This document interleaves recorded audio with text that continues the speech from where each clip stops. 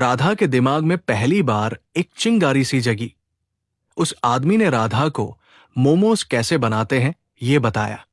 राधा के मन में जैसे एक नई आस जाग उठी। ठंड और बढ़ने लगी थी। राधा ने अमन के लिए चटाई बिछाई। मुन्नी अपनी पतली पुरानी रजाई में घुस गई और राधा रात भर सोचती रही। उसका दिमाग मोमोज की तरफ घूम रहा था। अगर ये इतना बिकता है तो क्यों ना हम भी बनाकर बेचें? अगली सुबह ठंड की धूप पूरे गांव पर पड़ रही थी। राधा के घर जो आदमी आया था वो जा चुका था। राधा घर का काम खत्म करके बाजार की ओर निकल पड़ी। राधा जैसे ही बाजार पहुंची, किसी ठेले पर कोई गर्मा गर्म चाय बेच रहा था, कहीं कोई समोसे तल रहा था, पर किसी के पास भी मोमोस नहीं थे। राधा अपने घर लौटी और मुन्नी से कहने लगी, बेटा, आजकल काम भी नहीं है तो क्यों ना हम मोमोज बनाकर बेचें? सच माँ, हम मोमोज बनाकर बेचेंगे। राधा के मन में अब उम्मीद की जगह हिम्मत ने ले ली थी। हाँ बेटा, गांव में किसी ने कभी ये नहीं खाया तो शायद सबको पसंद आ जाए। लेकिन माँ, हमारे पास तो कुछ भी नहीं है, हम मोमोज कैसे बनाएंगे माँ? तभी राधा का मन उदास हो गया। अरे हाँ बेटा, ना आटा है, ना सब्जी और ना ही तेल। अब क्या करेंगे माँ? कोई बात नहीं बेटा, हम गुप्ता जी के यहाँ से उधार ले आएंगे, वापस चुका देंगे।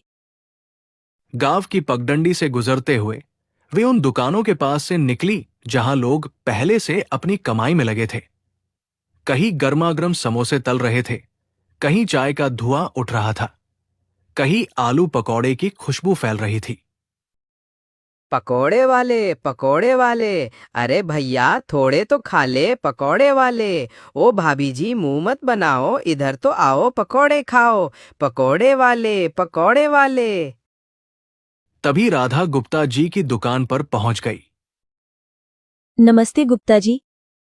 अरे राधा बहू, इतने दिनों बाद आना हुआ।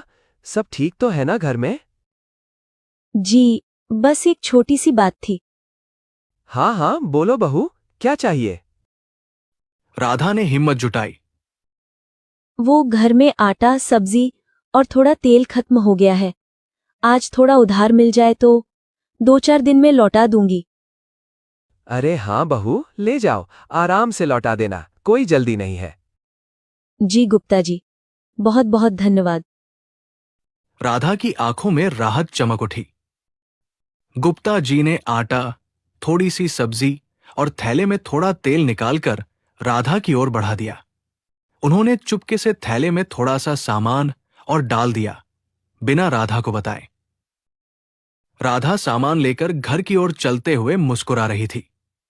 पहली बार लगा कि जिंदगी बदल सकती है। घर पहुंचते ही मुन्नी बोली, माँ, चलो चलो, अब मोमोज बनाते हैं। हाँ बेटी, आज हमारी नई शुरुआत है। दोनों ने चूल्हा जलाया, आटा गूंधा और गोभी काटने लगी। दोपहर की हल्की धूप झोपड़ी की दीवारों पर पड़ रही थी। राधा ने बर्तन निकाले और मोमोज बनाने लगी। जैसे ही मोमोज की भाप निकली, उसकी खुशबू पूरी झोपड़ी में फैल गई। माँ, वाह, कितनी अच्छी खुशबू है, लोग तो जरूर खरीदेंगे। बस बेटी, भगवान साथ दे दे तो हमारी किस्मत बदल सकती है। राधा ने एक पुराना कपड़ा झाड़कर टोकरी में मोमोज रखे। मुन्नी ने पास ही रखी छोटी चटनी की कटोरी भी संभाल कर रखी और दोनों घर से निकली नई उम्मीद लेकर। माँ, हम कहाँ बेचेंगे मोमोज? बेटा, हम गांव की चौपाल के पास बेचेंगे। गांव की गलियों में लोगों की रोज की आवाजें गूंज रही थी। कहीं चाय वाले की केतली सीटी मार रही थी, कहीं समोसे की कड़ाही चटकी, कहीं पकौड़ों की खुशबू तैर रही थी। सबसे पहले वे चौपाल के पास पहुंची। राधा ने हिम्मत जुटाई और बोली, भैया जी, मोमोज लोगे? गरम गरम है। तभी सामने बैठे दो आदमी हंस पड़े। ये मोमोज क्या है? हमारे गांव में कौन खाएगा ये शहर वाली चीजें। राधा की मुस्कान फीकी पड़ गई। मुन्नी का चेहरा उदास हो गया। वे आगे बढ़ी।